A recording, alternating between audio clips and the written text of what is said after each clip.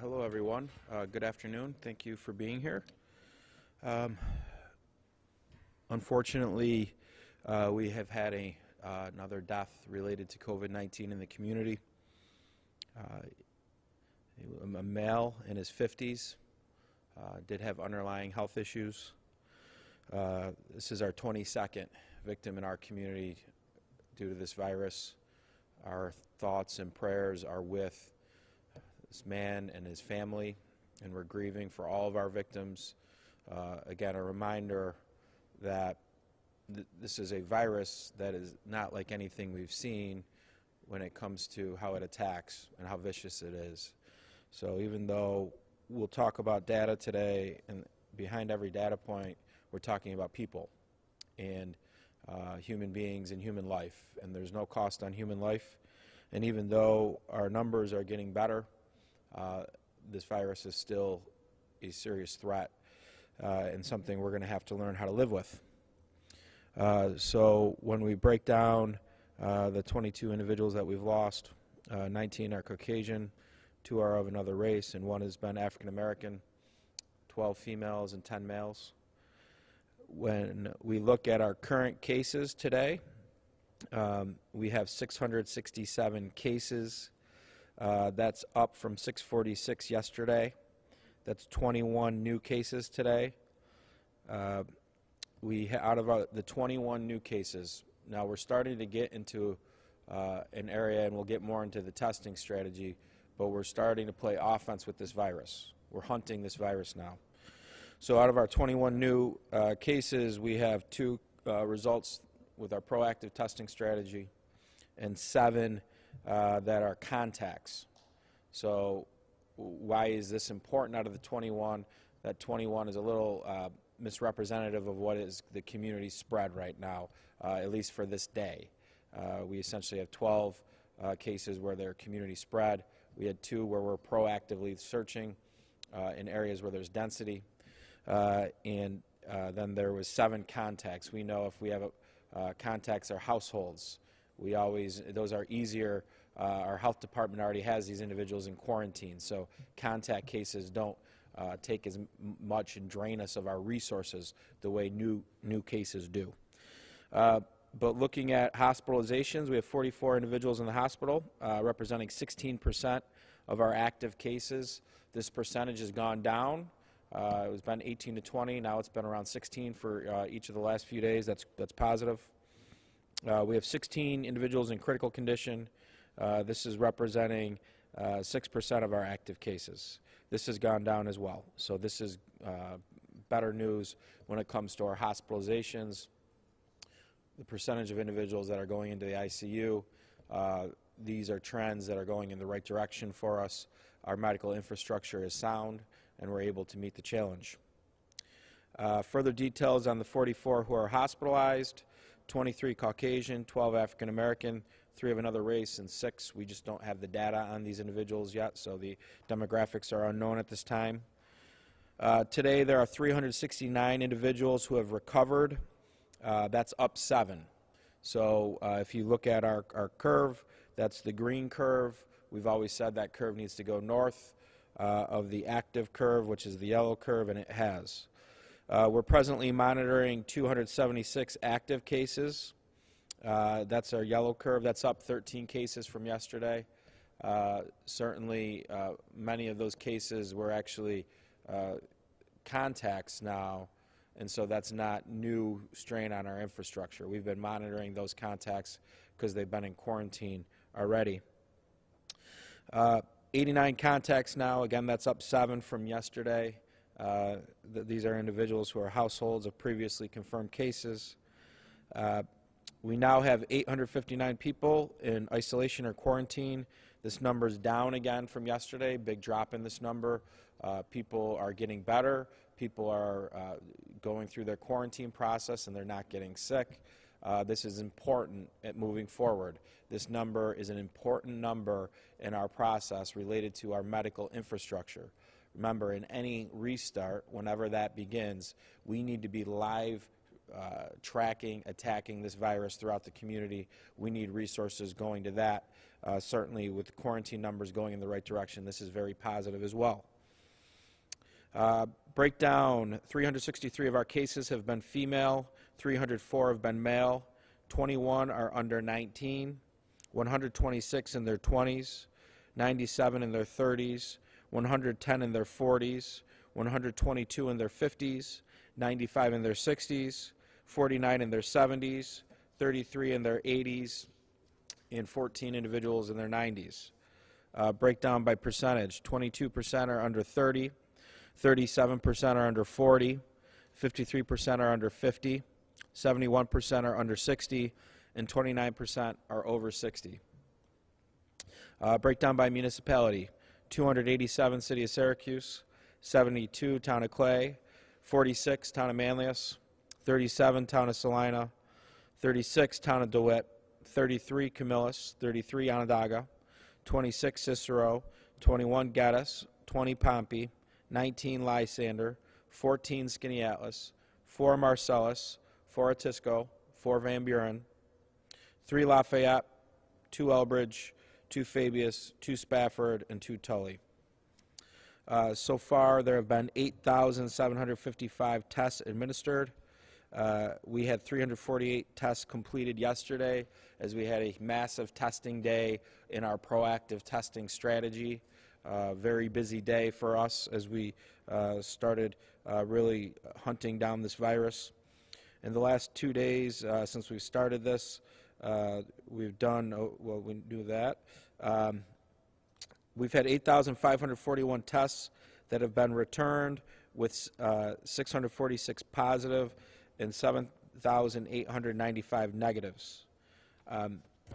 When it comes to testing right now, we have almost tested 2% of our county's population, which doesn't seem like a lot, but that's far greater than what other communities have done. And by this time next week, we're pretty confident we'll be closer to 3% as we're proactively identifying areas where this virus can do the most harm to our most vulnerable citizens. We currently have 214 pending tests. Certainly this number is going to go up because we're out there being proactive. We received 255 tests back yesterday. Right now the percentages are holding pretty true. Around 7.8% of our tests come back positive with COVID-19. Reminder, our nursing home teams and our assisted living residents and assisted living teams have been very receptive to this proactive testing. We have strategic areas and testing partners that are doing strategic things. We're moving into independent living communities and senior apartments by the end of the week. So we'll continue this proactive hunt of COVID-19 in our vulnerable populations. Moving forward, we're going to continue to look at areas and look at the data as we get to assess it for any trends that we've seen, any vulnerabilities that we've seen, and we will proactively test those communities to try to get ahead of anything.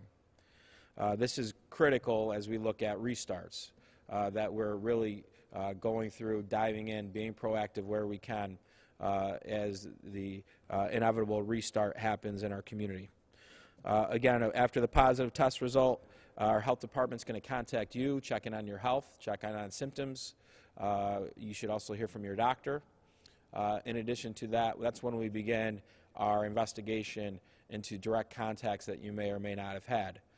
From that investigation, we go to the direct contacts, we determine quarantines, and that's how we box in the virus and stop the spread to the rest of the community. A reminder, just because you work at the same employer as a positive patient doesn't mean you had direct contact. If there's ever any gaps in our investigation, we'll let the public know about those gaps and ask the public for their help. Social distancing, give you a little bit of data related to social distancing since we did our voluntary shelter in place. It's 2 weeks. 2 weeks is up that we asked the community to rally. Reminder, there is already social distancing requirements from the federal and state levels before our effort, our initiative. But because of you, you've helped us with our curve, residents of the county, residents of the region.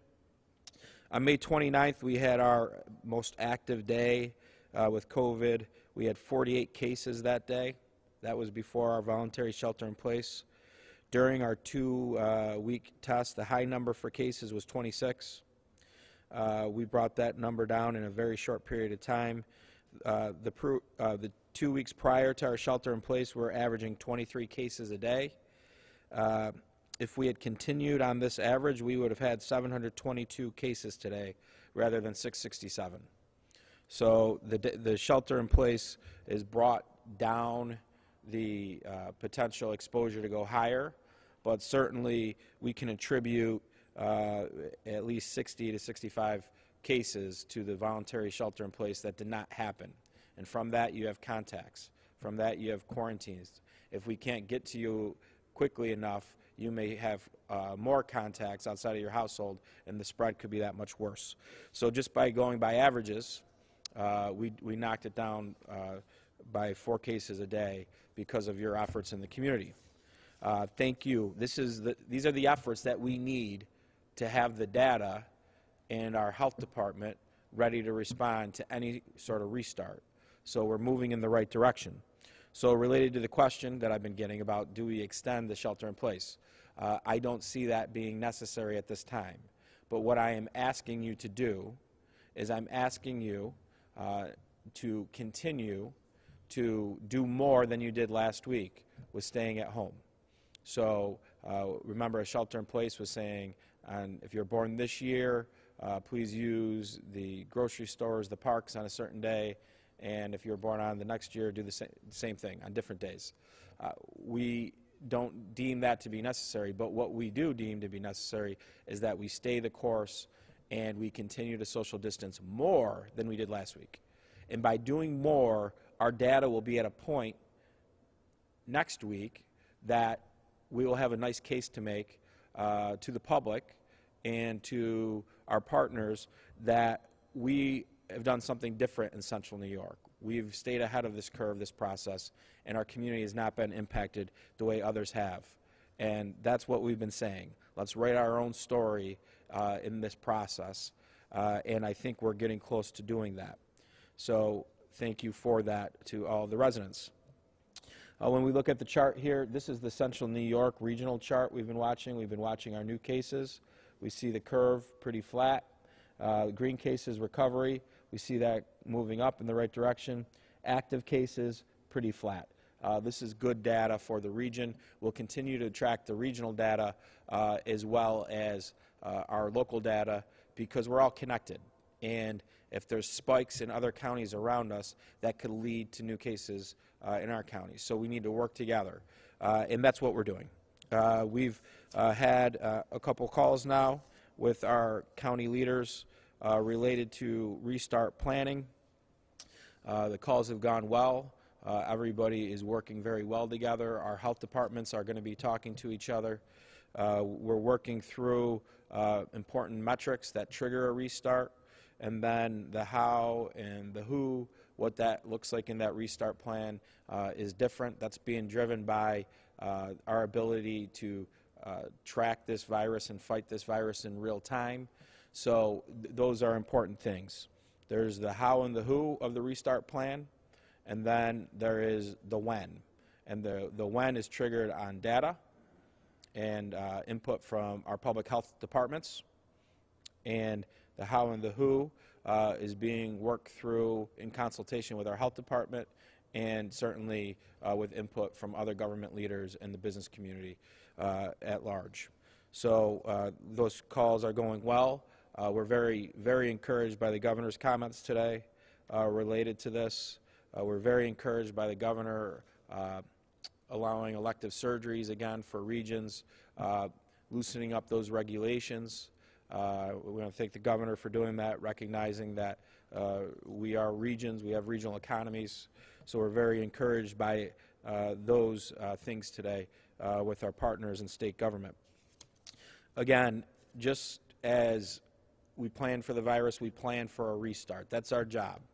And some people are concerned about going too fast. Some people are saying we're going too slow. We'll find the right balance. We'll find the right balance so that we don't have a new a new curve right after you have a restart. You have to put in the proper protocols and procedures to avoid that from happening. But certainly we're very, very encouraged by some of the things we're seeing related to healthcare capacity, related to our cases slowing down, our quarantines going in the right direction. All these numbers are promising. Critical information still here that we want the public to know these numbers. Our upstate triage hotline, 315-464-3979. You call this line if you don't have insurance, you have symptoms, you're concerned you may have COVID-19, you'll get screened, you'll go to the triage testing site at the Syracuse Community Health Center. Our seniors, healthcare workers, and adult nutrition hotline, again, this was a gap in services that we knew we were going to have when we're asking people to stay home, and people who are had medical conditions before. We know this virus can be tough, so we need to fill that gap. We filled that gap with some of our employees and with many of our volunteers. This could be meals, this could be groceries, toiletries. That number is 315-218-1987. Part of this process has always been child care. It will continue to be part of this process through our great network with Child Care Solutions, 315-446-1220. We have identified daycare slots while preserving slots for parents that had slots at the same time. Very complicated stuff, but we've been able to do it. We have these slots available to essential workers, and certainly as we start a restart at some point, this will continue to be a key component of our plan. We want to thank our great partners at Child Care Solutions. And we can't say it enough, but 211 for emotional, social support. This is really unprecedented what we're going through together. We are going through this together. We're having good days and we're having bad days.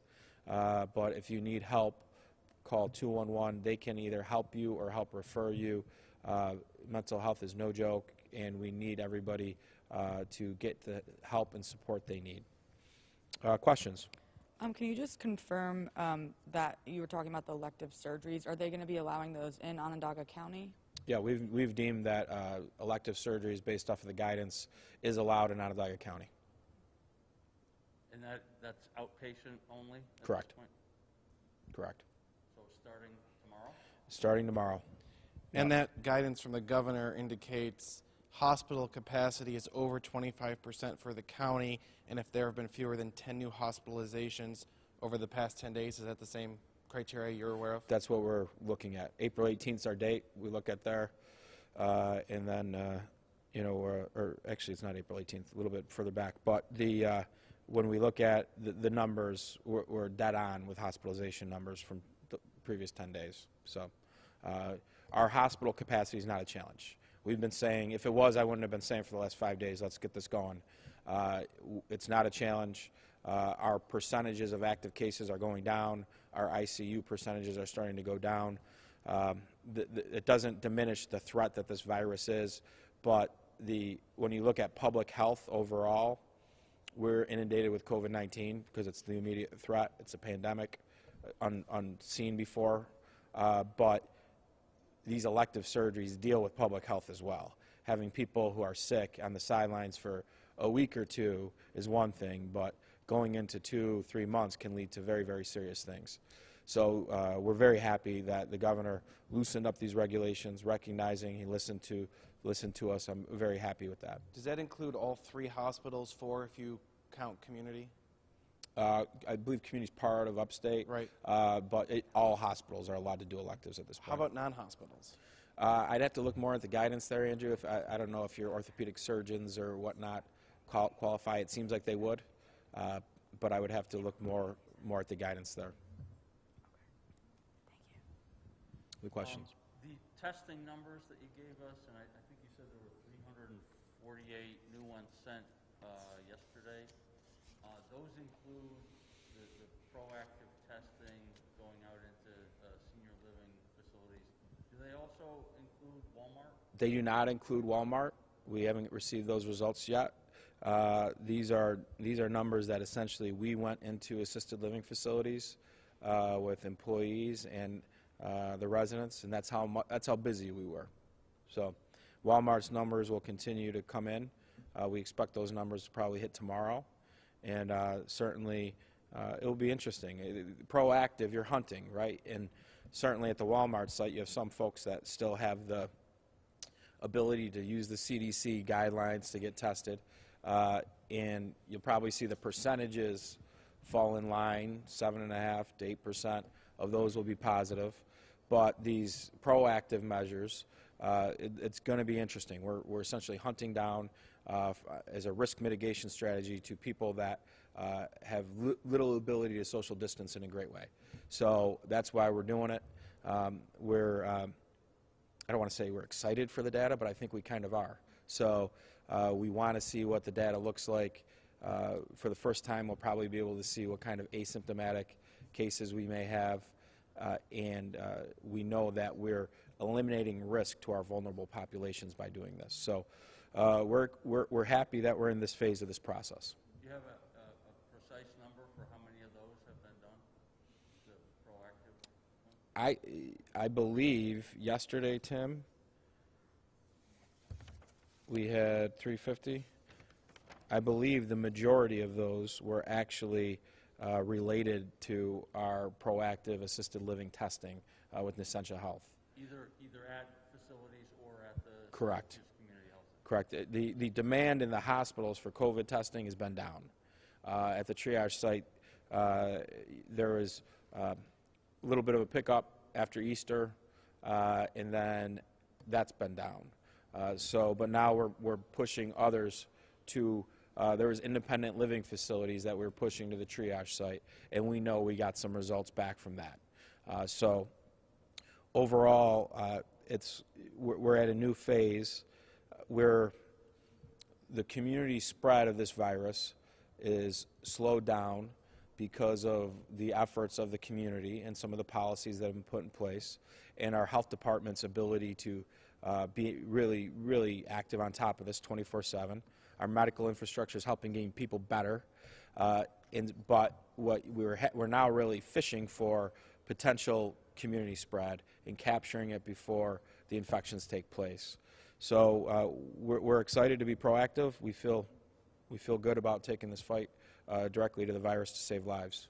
Kind of jumping off that, we were in contact with the family of a man who died at the Central Park Rehab and Nursing Home last night. So, besides this testing, what else are you guys doing to kind of focus in on that nursing home in particular? Well, we don't have regulatory authority over the nursing home. What we have done is we have been partnering with the state's regional office on nursing homes. We've been helping with contact investigations there. We've really been pushing employees there to get tested, and so that's happening.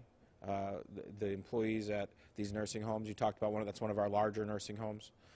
So this is all risk mitigation, right? So you have an asymptomatic employee goes in, they're doing their job, they're taking care of people, they're asymptomatic, they don't realize it, they spread it.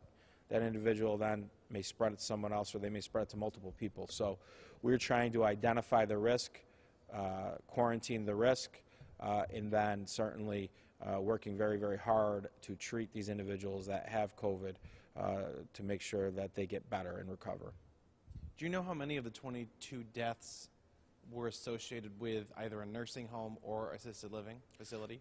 Yeah, I'm not exactly sure, Andrew. I believe the number, I believe that the state regulation says if there's a facility that has more than 5, they give you the facility name. There's not been any that have more than 5. So I think our overall, it's difficult. That's a difficult number to track because they haven't figured out the definitions yet. Somebody that lived in a nursing home but then went to the hospital because they're critical and died in the hospital, is that nursing home? How do you track that? I think our answer on this earlier this week was until they give us clarity, the state, we don't want to be singing from a different set of music than the state related to these definitions, specifically because it's not under our regulatory authority. That's tough to say. We've had deaths, certainly, of people that have lived in nursing homes. What that number is, I don't know, but I want to make sure that that definition that we're using is the same that the state's using. Do you know about this latest death? The man in his 50s, he had significant underlying medical conditions. I believe he may have been at one point living in a nursing home. Yeah. Have the hospital leaders told you, you mentioned a phased-in approach, so is allowing outpatient elective surgeries just one step in full-blown elective surgeries and then beyond from there? Yeah, I think you phase everything in, and so you having elective surgeries and going back and putting people in nursing homes for rehab doesn't make sense. We can't do that, right? We know nursing homes are a target of COVID-19 because of the density. So that's an elective. If an elective surgery is going to lead to that outcome, we can't have it. So I think the governor is very wise with what he did today. We need to get these people off the sidelines. We need to get people who are injured healthy for the overall public health. We've said there's regulations with other essential businesses that we feel can probably be loosened. And then that's different from a restart phase one, right? Restart phase one, you're looking at allowing businesses to operate that can implement social distancing and so that it's not bringing more risk into the marketplace than's already there. And then we're able to regulate that, and we're able to have our team tracking this in live time. The data is getting closer to where our health department will be able to do that. Certainly two different things, but very related. This is just one piece. It's not like the hospitals will all of a sudden have full beds and can't help COVID patients if they come in. This is a very small piece of business for the hospitals that's now being restarted. Correct. The capacity is not an issue. So, and the hospitals know they need to keep certain percentage of those beds open for COVID patients, or else they're going to have serious infectious control problems within their own buildings. But certainly we're working every day. Our emergency management is on calls related to this topic, and we've been working in coordination with them on lobbying for this based off of, it's all about risk mitigation. So right now, overall public health, there's a lot of different factors into overall public health. This is the one we're all talking about. We're concerned about opioids. We're concerned about suicide. We're concerned about people who haven't been getting the medical attentions they need. So there's all these things, too, that we have to start addressing. And to address all this, we need to find that balance. And certainly that's what we strive to do every day, is find that balance between the public health and the economic recovery. Can you kind of talk about what events that you're aware of that are being canceled, like, for example, Taste of Syracuse, and have any of those community groups that put on those events kind of reached out to you about how they can still put them on with, practicing social distancing and all that? Yeah, I think larger events in the short term are going to be harder to host than some potential events down the road. And this is a moment in time. So today, could there be festivals in June? Maybe. Could there be concerts in June? Yeah, maybe. That depends on what we do today and how we're able to implement a potential restart and continue to social distance to starve this virus. So if you had a large event in the first week of May, probably not going to happen. But certainly part of this and part of a restart phased-in approach is you have to test this virus at some point and see how it reacts and see how you react with your plans and preparation. And so at some point you're looking at businesses that can easily operate under the social distancing requirements. And then at some point, people got to go to church, and people got to go and be able to sit in a restaurant, and people got to have meetings again.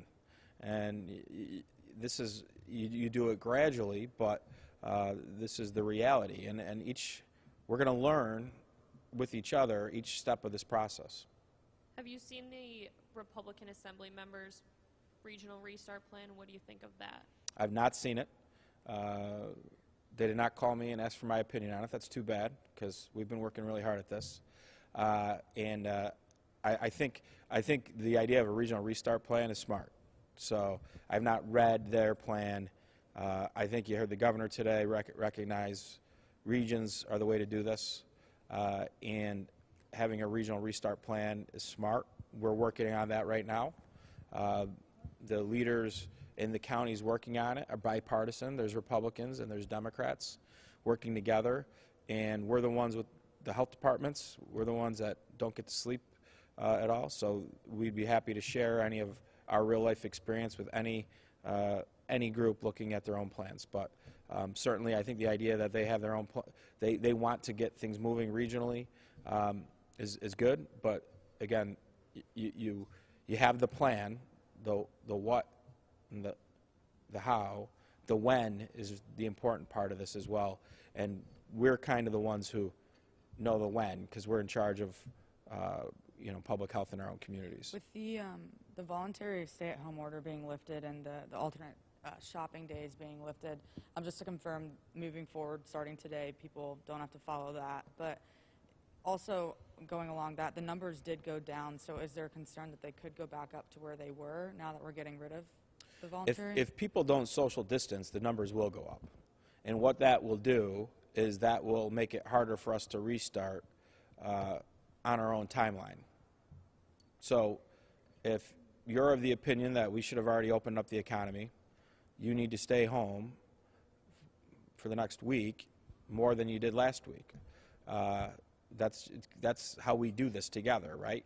If you're of the opinion that things are moving too fast, even though nothing's changed, then continue to social distance, because we'll get the numbers to the point where everybody who doesn't agree today on how to move forward will come closer together in their opinions, because the numbers will tell the story.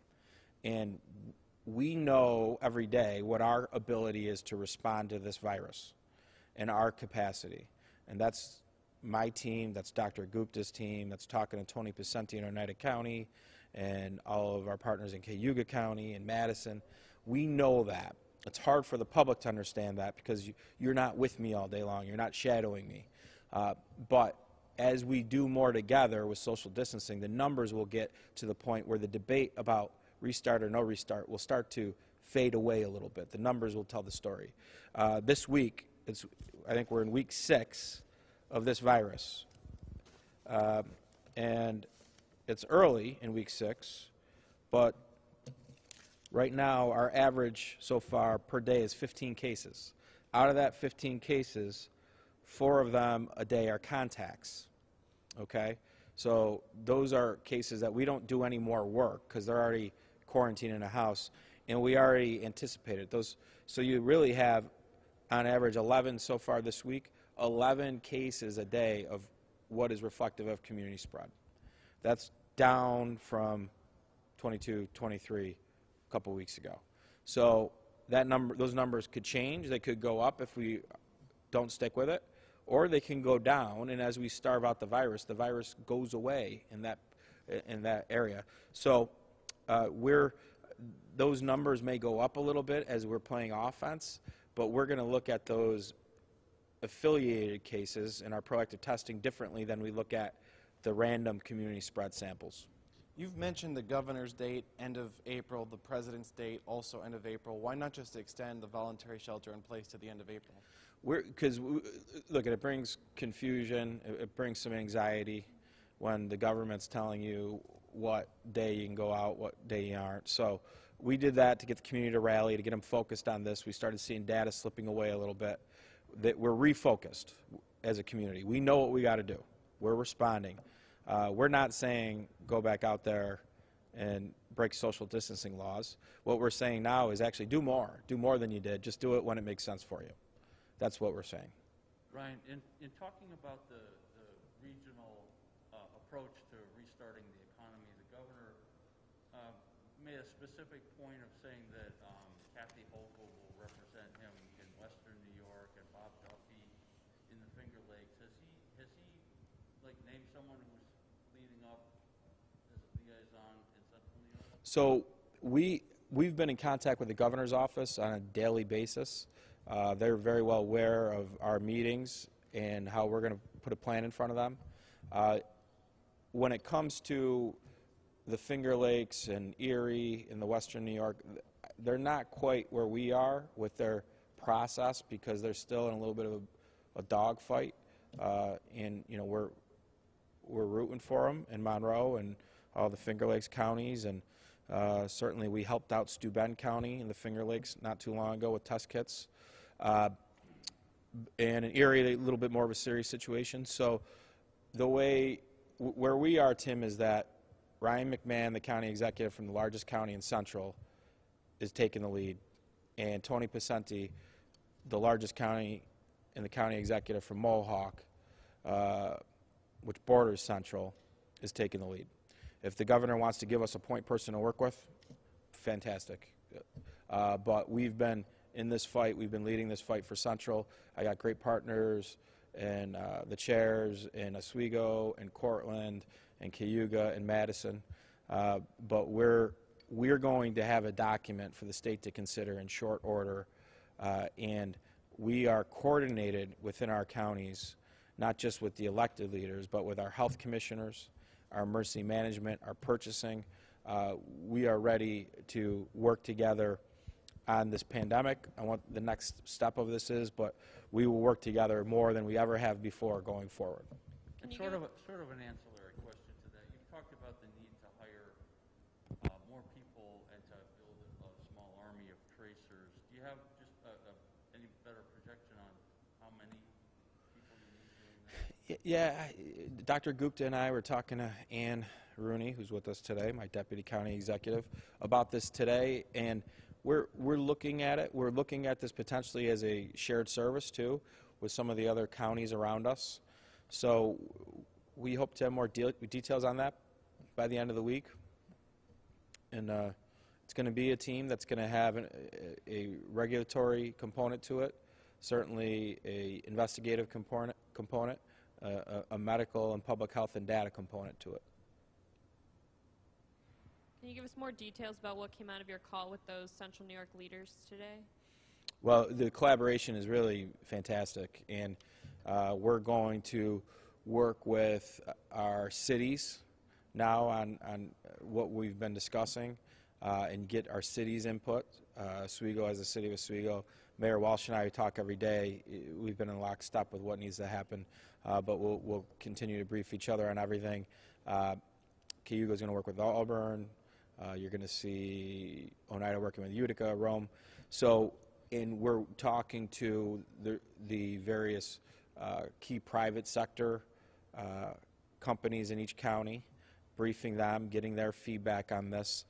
We've been talking through our Economic Resiliency Task Force here in Onondaga County with the mayor and Center State and McNee and Regional Council with Jim Fail. So these conversations have already been happening here, but we're encouraging some of our other counties to start driving those so that there's widespread support for what we're talking about. And we'll get together again on Thursday and Friday, and hopefully we'll have something for the governor's team to consider about the plan. The when is really, once everybody can agree on what the plan looks like, it's the when. And that's certainly, we think the when, what metrics do you use? We think we've met some of those metrics. We think we still got to do a couple things to meet some of the other metrics. Certainly testing, we think we're close, if not there. Our ability to do rapid testing, our ability to test with various triage sites. Capacity in the medical institutions is there. Downward trending cases, we're there. We want to see it happen a little bit longer. Our PPE, a little bit better, wanted to get stronger. And contact tracing, we got to put together this COVID tracking team. So these couple things are going to take a little bit more time, but we're working hard to get them there. And if the data continues to move, we continue to social distance, that triggers earlier once the state's comfortable with our restart plan. Has the state been receptive to your conversations with them about you organizing your own regional plan that will be submitted to them for reopening? Look, the state's been a great partner. I was elected, so I was elected to do this. Nobody's going to tell me that you can't do your job in this process. So we county executives are very much like the governor. We're reflections of state government. We do the exact same things. So we run the public health. We run emergency management. So that's what we're doing. We're continuing to do. We understand that this is unique, uncharted territory. The state has been a tremendous partner, and we believe that we've been a very good partner as well. And I don't think there's going to be any agita with anything we're doing. The Central New York success story with the fight for COVID-19 is real, and we think we're in a better position this week than we were the week before, which we were stronger than the week before. So things are going in the right direction. We're planning for what a restart looks like. That plan we need the state to be comfortable with, and then the when, we need our health departments and our doctors to be comfortable with. But if they said, go ahead, send us a plan, and we'll let you know what we think of it? Oh, we've been saying for well over a week, Andrew, we are coming up with a restart plan. That's our job. You can't, nobody but us can come up with a restart plan because we're the one who has to ensure public health. So no other government could do this except for the counties. And so the governor made it very clear he doesn't want 57 restart plans. So there's the regional council model. We've basically followed that model with Central and Mohawk Valley. We're very connected. And who has to come up with this? The people who are going to be in charge of dealing with COVID-19 have to be the ones determining the restart plan, and that's the counties. Can you kind of tell us what the DPW crews have been up to? Because I would imagine there probably isn't a better time than now to go and fix potholes and things, but are they also limited because of the coronavirus with what they can do too? So what we have is our DOT department. So that's paving roads, fixing roads, and plowing roads. We don't do trash collection like the city does, but certainly we're bringing back 20 employees, essentially 5 people per garage, that have been at home to start with our road preparation plans, as we're going to have a road and infrastructure plan still this year. So we're bringing back some folks to get going on that. A lot of our DOT team has been helping us with our continuity of food operations, our senior health care line. A lot of people in county government have been doing different things than what they normally do.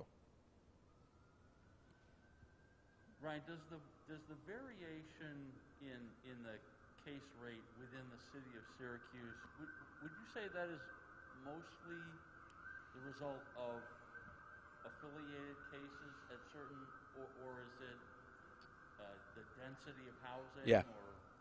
Yeah, we have affiliated, certainly when you look at 13203, there's affiliated cases that are driving that intensity. At a large apartment complex? Yeah, yes.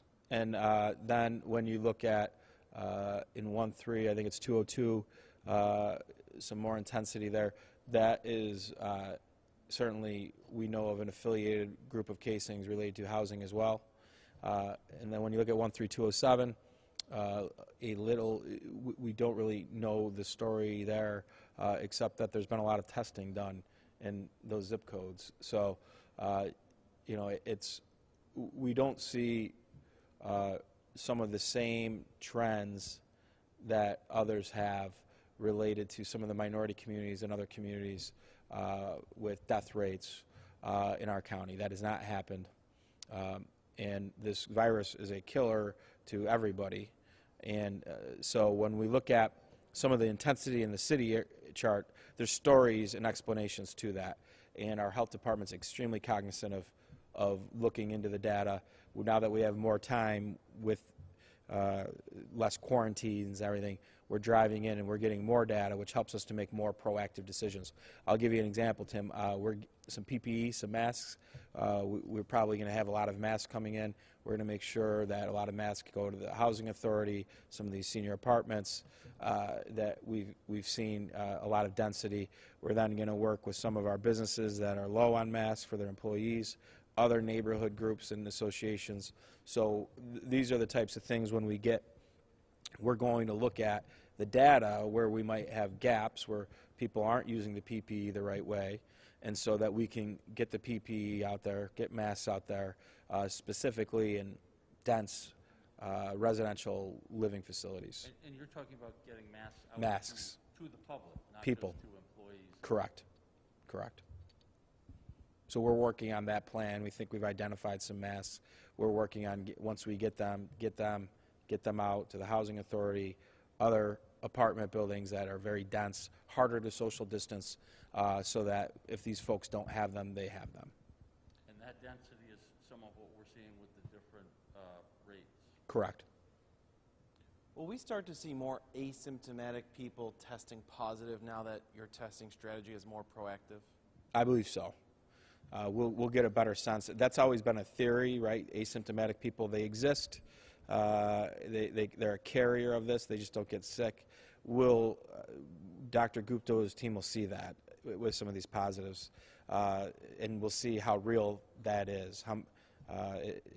What percentage of people are we now seeing that are testing asymptomatic? Before, you needed symptoms to get testing. Now, we're trying to mitigate as much risk as we can in our vulnerable population. So one of the research sides of that is we'll see who's asymptomatic and is there a trend with this and how many people actually are asymptomatic out of that percentage, out of those that were tested that same way. Are there enough back yet to even read that a No, little bit? not yet. We just started getting some of our proactive tests back today. We didn't get many back yet. Will you be able to separate that data? We are, based off of who did the testing and where they live. So it will be easier to do that because we're talking about a large group of people with the same address, and so we'll know who they are, and so we'll be able to do that. And when we're looking at the active case numbers now, we're looking at that. We're going to be very cautious to break out the contacts of previous cases and also proactive testing, specifically asymptomatic individuals, because some of these will be spread because of the density of the properties, and we're getting that under control. So it's not necessarily, it doesn't have the strain on our existing resources that other cases do, and it doesn't necessarily show you the true community spread when you have these affiliated cases. I know test kits are a finite resource. Is there any thought of going into other housing complexes besides senior living residences? We do, and what we'll see, Tim, is if we have the capacity, we'll continue to go and look at, with the advice of our health department, in some of the trends they're seeing and being proactive with that. And again, that's something we're happy to be in this phase of this process. This is a phase where we're on offense for the first time, and we're very happy where we are with this. How long do you think your daily briefings will continue? Andrew, good question. I hope we don't have to have these soon. I think once we get to the point where we're through into the next phase of this process, you'll hear less of me. I think maybe we could do these things once a week. But part of why these briefings are popular is because people are at home and they have nothing to do at 3 o'clock. So this is kind of a refuge for information for folks. And we were doing Facebook Lives anyways, so we had demands from the public for the briefing, and then we had demands from our friends in the media. So we brought it all together. But once we get to the next phase of this process, when we can get to a restart, we then probably don't need to have these every day, but then we can brief people related to what the restart, what we're seeing from our COVID tracking team, et cetera. And then we'll get together hopefully at some point after that, just like we used to when we had news to report and various things throughout the community. I just have one more question actually about SU, but so basically taxpayers just paid SU $9.9 million in federal stimulus money, and yesterday the chancellor announced 5% cuts and a hiring salary freeze, but they're basically saying that they're suffering from a $35 million loss. They're not really responding to us, so we wanted to know your thoughts on kind of what that message is that's sent to the community. Well, SU is one of the largest employers, so when SU did not create the deficit, right? The pandemic did. So just like the hospitals and small business are getting help, and I hope local governments are getting help. Or else you have to, if you don't get the help, you have to balance your books. And for most organizations, the number one cost is people. So we can look at it as taxpayers that SU got $9.9 million, which to your reporting, it sounds like that's what they got. I was not aware of that. Or you can look at it, if they didn't get $9.9 million, how many people lose their jobs because of that? So I think when you look at, when we're making our case, the mayor and I, about our governments that have been impacted by this virus, certainly our government's been hit the hardest locally. We're the government, right? I'm also the CEO of one of the largest employers in the county. So I need to be treated not just so much in the lens of the response to the pandemic, but from the economic recovery lens. If I don't get help because my revenue's dried up, I'm going to have bad decisions to make. And then there will be more people out of work because of those bad decisions. So if the federal government's going to help one part of the economy, it should help minimize the blow across the board. And the federal government's the only ones that can do it. They're the only ones that have the wherewithal to be able to sell debt and get revenue. So I've been talking to Senator Schumer, and he's been fantastic. Congressman Katko, he's been fantastic. We're very hopeful for a stimulus bill for locals. But SU's in the same boat. Lemoyne's in the same boat. The hospitals are in the same boat. Their business models had to be shut down, not because they made a bad business decision, but because a virus came to the community. And if they kept their customers on campus, we would not have 600 cases right now. We would have hundreds of more cases. So they sacrificed for the greater good of this community related to that business decision, which they knew was going to hurt them. Just like when we started canceling conventions in this building, that hurts our bottom line. We did it because the public health was important. So there's a couple different angles on that argument. Anything else? All right, I want to give a shout out to one of our silent partners. Certainly, we talk a lot about testing, how important it is. I know all of you knew this week, of course. Trish especially knew this. This was National Laboratory Professionals Week. We would not have a shot at COVID-19 if we didn't have our professionals at the labs turning around related to testing. So I want to thank all these workers behind the scenes. You've received absolutely zero fanfare today, to date, but I'm giving you a big shout out today. Thank you so much for what you do. We are really fighting back against this virus right now. We're on offense right now. As hard as it is when we realize the impacts of this virus, we get punched, but we're punching back, and we need to continue to stay together and hunker down. So let's be smart, stay strong, and be safe.